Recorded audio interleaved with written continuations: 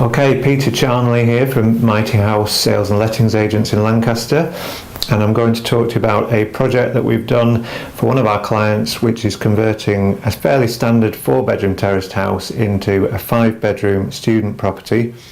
I've been out with my scale rule. I've drawn the ground floor and first floor to scale, and I'm going to just talk you through the ground floor now. A second video will talk you through the first floor, which is the bedrooms and bathroom.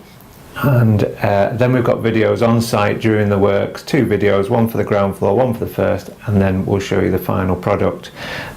So I'm going to start by showing you the ground floor. This is scale 1 to 50, and I'll show you the picture of the property as it was when we bought it.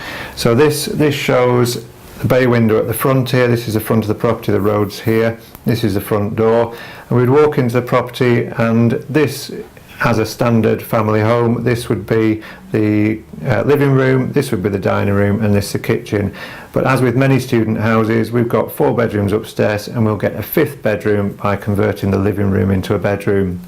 So in terms of works to the bedroom, it was fairly straightforward. We just needed to block this doorway up to make it a self-contained room, and there were some challenges around the location of the furniture, particularly because this chimney breast here was so large, and I'll come back onto that in a minute. But the main challenge was what was the dining room, the living room, because this isn't a very big space for 5 people to share, and I wanted it to feel spacious, be comfortable to spend time in, and so the layout was essential. Now, in order to work out the best layout, what I've done is drawn to scale 2 sofas. This is a 3-seater sofa, typically 2 meters long by 90 centimeters deep, and this is 1.6 meters long by 90 centimeters deep, and this is a 2-seater sofa. Combined perhaps with a beanbag or something else. There's plenty of seating there for 5 people. But typically in these houses, most landlords tend to put the sofa against that wall. They would put the larger sofa against this wall, and they would put a TV here. But when you walk into the property, the gap between the 2 sofas is very tight, and it just feels quite awkward. Now, I could switch the sofa around to this wall and put this TV here, but the same happens at this side. So not really ideal layouts using this layout. Ideally, we would not have the chimney here, and so I looked at the options of taking the chimney out.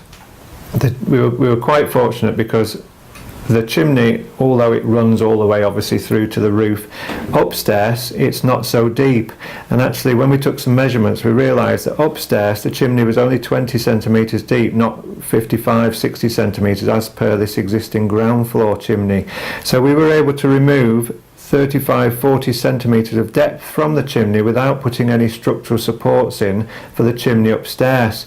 If we were to put structural supports in for the chimney upstairs, it would actually be virtually impossible, because we'd have to span a steel beam from this solid wall here to this outside wall to support the chimney above, and that beam would go at the ceiling level of the ground floor, but the lintel for this window is in the way. So practically it was almost impossible to remove the chimney, but we were fortunate because upstairs wasn't deep, so we were able to take away this section.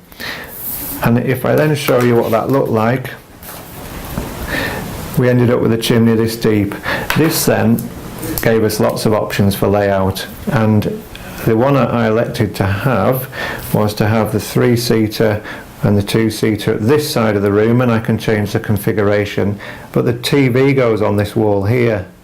And then when you walk into the room, you've got a lot of circulation space, and I can have a coffee table.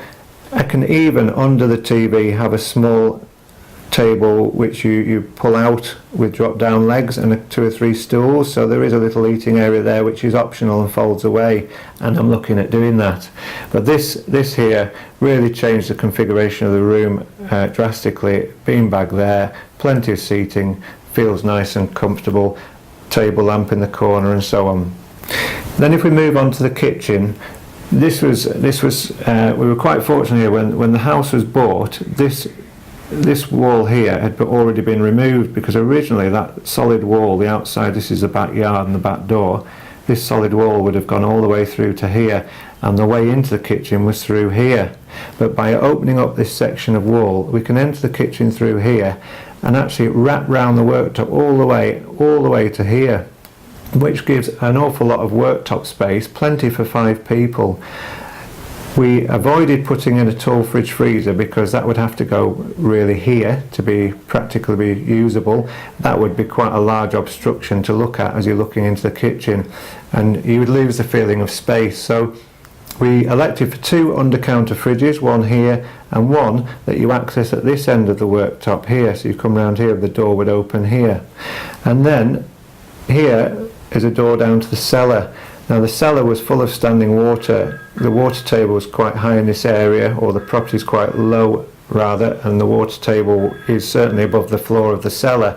So the cellar we had to tank, and I've actually done a video to show you what we've done to the cellar, how much it costs, the materials we've used, and I can show you what it's like now. So we've got a usable cellar, and down there I've put the freezer and the tumble dryer. Up here I've got the washing machine and all the kitchen. Plenty of wall units. We need at least a 500 wall unit for each student, and there's plenty for them all there. So that really summarises the ground floor. I would just say that what I've also done is scale the bedroom furniture, so we've got a standard small double bed at 120 centimetres wide and 190 long, and a desk, a drawer unit and a wardrobe. And then I can lay out this ground floor front room to suit. If I put the bed there like many people would, then that actually means that it's quite awkward to get round. It fills the room quite a lot, and if I've got to then put a desk in, I want the desk near the window for natural light. I elected to put the bed here.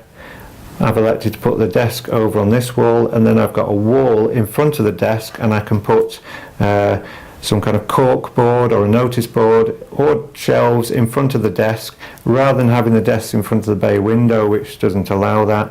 And then I've got a wardrobe which nicely fits into that gap there, and then a drawer unit here, and I've still got all that circulation space. The room still feels nice and big, and you've got plenty of space around the bay window. You can even switch the drawer unit to the bay window there, and that really opens up the ground floor bedroom for the best space, I felt. And that's the ground floor. If you're interested in seeing more videos or learning a bit more about what we did upstairs at this project, then visit our website mightyhouse.co.uk, click at the top on investments and then case studies, and there's more videos and information there. If this is something that you think we could help you with, then give our office a ring, and we'd like to get involved with any project you'd like to do.